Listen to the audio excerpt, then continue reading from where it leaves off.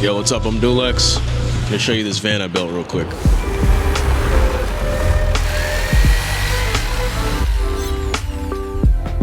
I built this van for a flight attendant, and she wanted to have kind of a beach aesthetic to it, and she wanted to put some of her favorite things in there she's collected along her travels. So we'll get to that on the inside, but let's just start up on the top. I built this roof rack out of 80/20 aluminum, and I put 800 watts of solar panels up there. Our 4 cameras, there's one on the front, one on each side, and one in the back, and all of those feed down into the screen that's up here in the cab. So let's check that out now. The screen for those cameras is right here. It's actually for truckers, and it has a lot of other features as well, but what I'm going to show you is the camera setup. So if you click that button right there, you've got to view all 4 sides, and you can select each channel so that you can look specifically at each one, and you can obviously do that while you're driving or not. And this also can record if you put a memory card in it, and you can also check the feed on your phone, so that way you can have this up in the cab and you don't have to actually look in here to see what's going on the screens. You can check on your phone if you have that set up. But I didn't really do anything else to the cab besides install this privacy wall, but it does have a sliding door so that you can come in and out of the back of the van from up here.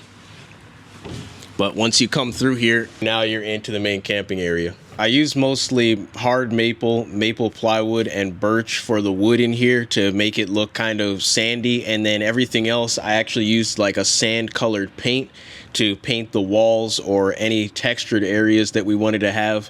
I put some browns in there as well, and then I went ahead and put blue like the ocean for the cabinet doors and some of the appliances. And then I also carved out a piece of wood up here and painted it the same color as the cabinets to make it actually look like waves in the ocean.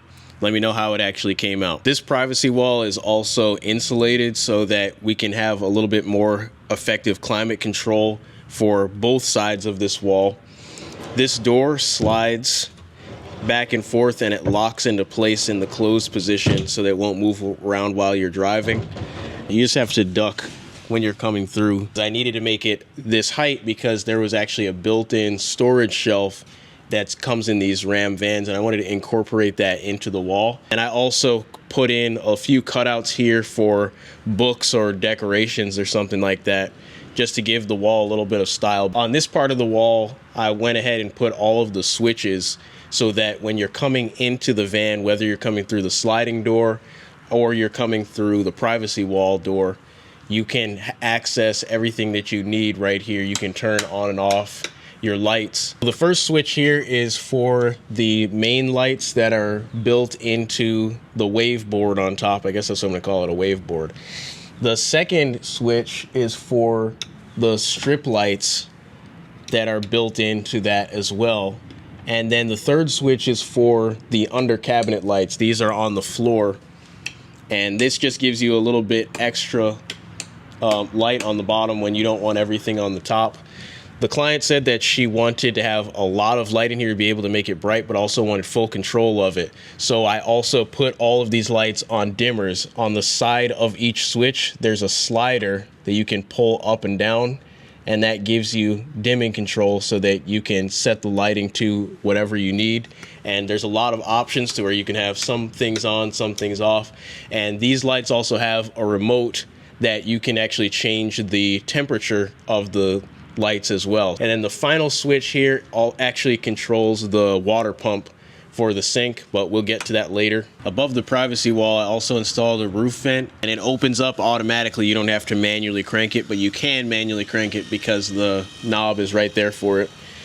It also has a remote. It pulls air in and out. You know, the basic stuff. It's just a regular roof vent. I've definitely put one of these in every single van that I've made, so they're just vents. They work. They're good to have them. Put them in there. Over here, this is the main seating area for the van, and this has a lot of functions going on with it.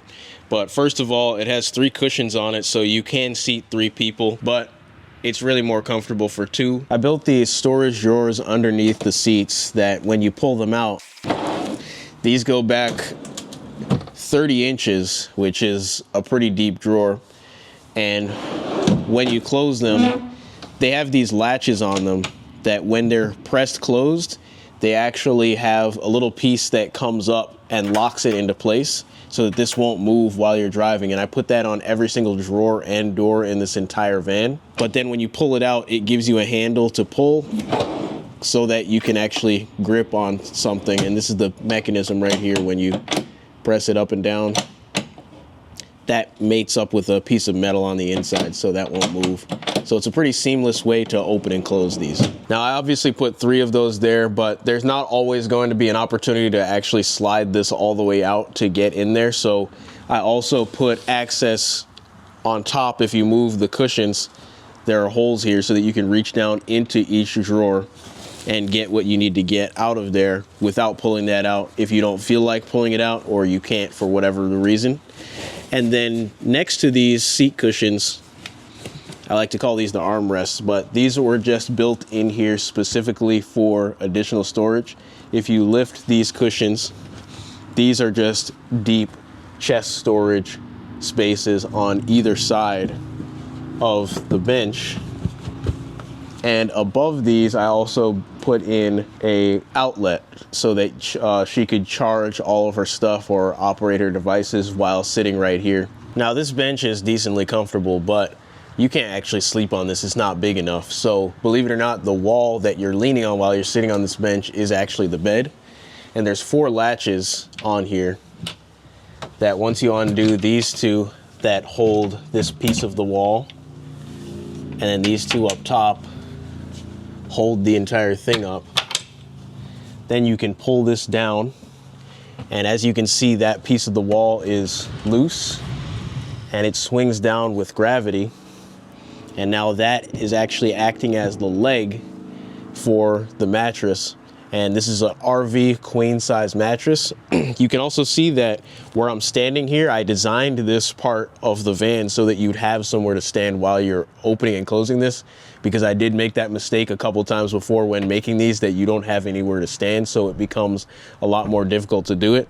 But now you actually have a space where you can actually stand here, lift this and close it, and it only takes you a few seconds to open this up. Another benefit to having the false wall is that by utilizing the actual wall behind that, I can kind of make it feel like more of a bedroom instead of a living room or a kitchen.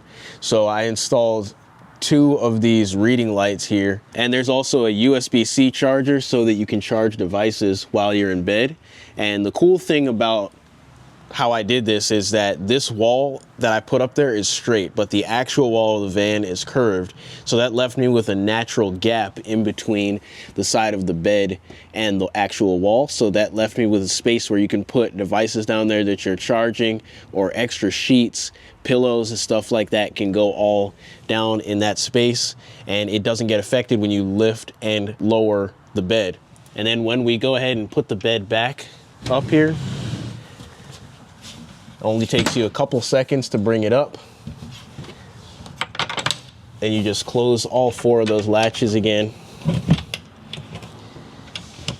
And then once you're closed, you're back into living room mode. And the cool thing about this is that if you notice, I didn't move any cushions.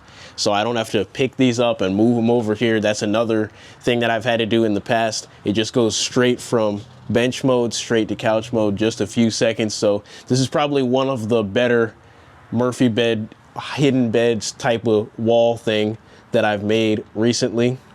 So I'm probably not going to do another one for a while. Next to the bed, I built a closet. Now, being a flight attendant, you obviously have uniforms when you're going into work, and you need to make sure that they don't look terrible. So I wanted to make sure that she had a good space for hanging clothes. So I actually built in this slide out clothes hanger, so that way she can actually feel like she has a little bit more space, because this closet is not really all that big, and the clothes are not going to go all the way past this point. So I was able to put in a drawer and some doors for folded clothes storage underneath.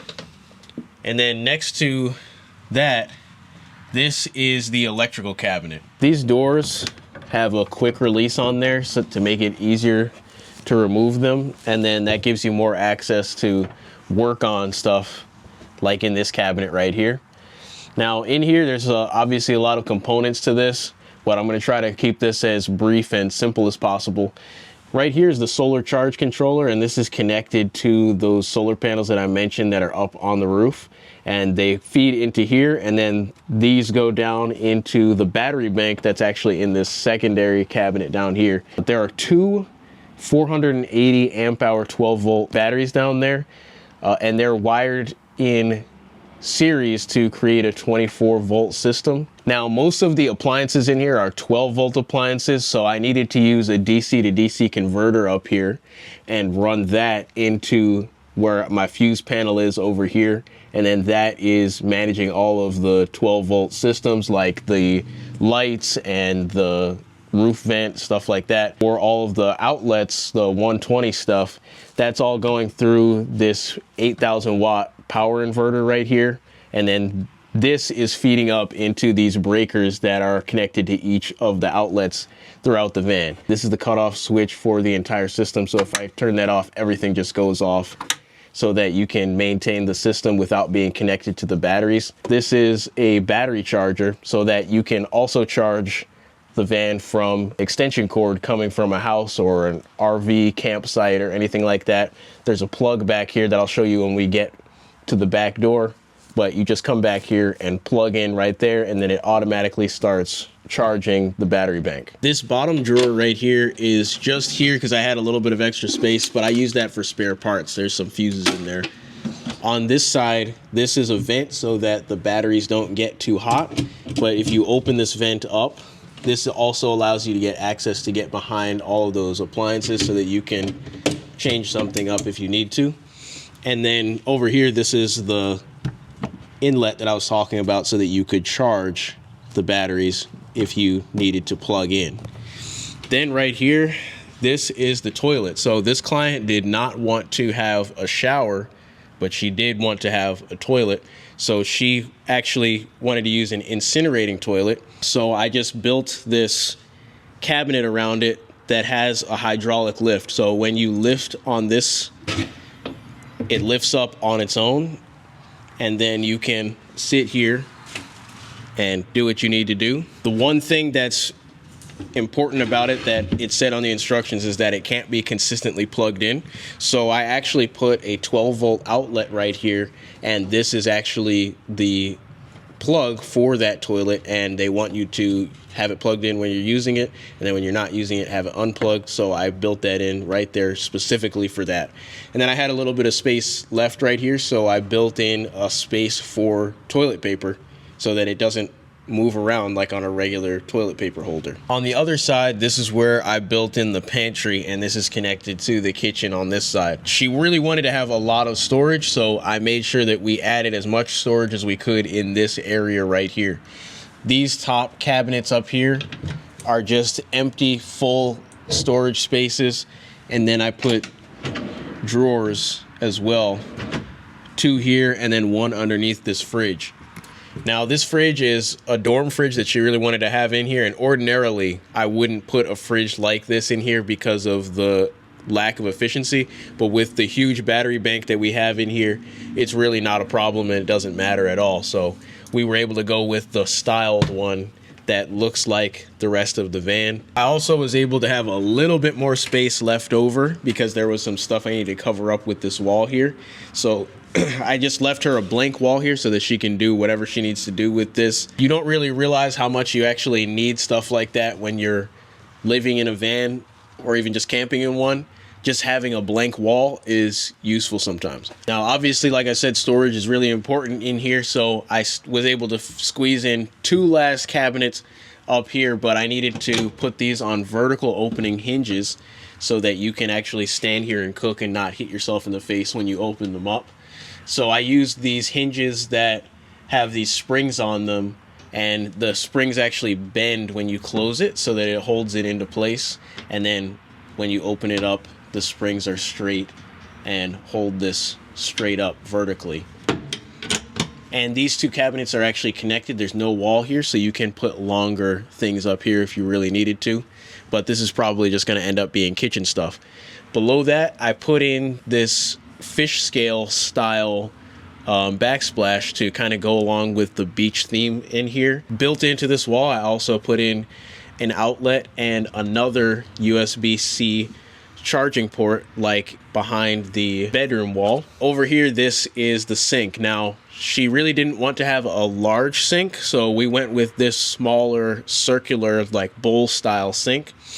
And underneath here, we fit the entire plumbing system under here because she really didn't want to have a complicated plumbing system. She just wanted to have it nice and simple. So I did 2 water jugs. One of them is clean water, one of them is the dirty water from after it comes down through the sink. And there's just a simple water pump that pulls out of this clean water tank like a straw. That water pump is operated by this switch that I mentioned earlier that turns on the water pump. And then once I open this, that puts air into the system. So in order to keep it pressurized, the water pump will kick on, and that lets the water come on, and that drains the water down into that tank. Just grab those tanks, dump them, fill them up, and you're ready and good to go. Next to that, we just have 3 regular pots and pans and utensil drawers here. And then above this is the countertop. Now, the counter was something that she wanted me to try to do some artwork with. So you can let me know how this turned out. But my sister actually helped me kind of lay this out. And what I did was I took a birch butcher block and I carved into it the shape of a plane. And then I put in here all of these little memorabilia items that the client gave to me that she wanted to have built into this counter. And then we filled it in with clear epoxy and then flattened it so that it was all a flat, clean surface. This was cool for me to build because I'm used to building more like generic vans, but this is more personalized and it's specific to her. It's stuff that she cares about, so she can actually come in here and feel like this space is hers. And of course, the entire theme and layout is designed around her, but this specifically is just something that she can look at and know this is me and my personality. Now, you guys have seen some of my other vans, know that I'm no stranger to bending wood here and there, but in this van, I've made a lot of bent wood features so that we wouldn't have as many sharp angles and stuff in here, because I just felt like it worked better with this aesthetic that we were going for in this van. And I think it came out pretty well, adding the curves to each piece of the cabinets, each piece of the bench. It just made it look a little bit more comfortable. Now, in order to maximize the counter space and not cut into our nice design that we put into it, I ended up building the stove into a pull-out drawer on the side. Once you push the side of this and open it up, the entire side of the kitchen slides out and acts as a leg, and it holds the stove in here. Now, we wanted to go with an electric stove because we have that big battery bank, so we have enough power to actually use this. And then on this side over here, I ended up building in storage because I had extra space where I built this curve into the wood. So this is a space where you can put spices or other cooking materials over there, and you can have this be your own little cooking section. And I intentionally put it here because you can open up this door and get extra ventilation, and it's also right underneath the vent fan here as well. So you can cook here and get as much ventilation as you need. And then you can also extend your counter space, and you can leave your stuff here and you don't have to move it back and forth, because that's another mistake I've made in the past when making these. And this just slides right back in and pushes locked into place. And then once it's there, it just looks like a solid kitchen once again.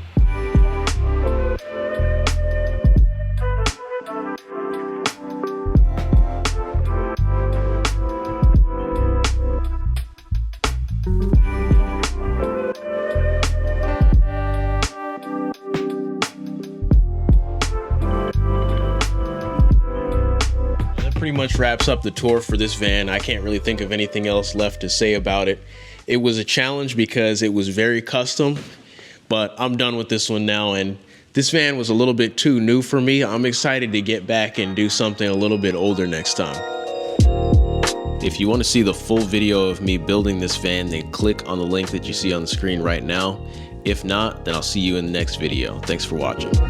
you.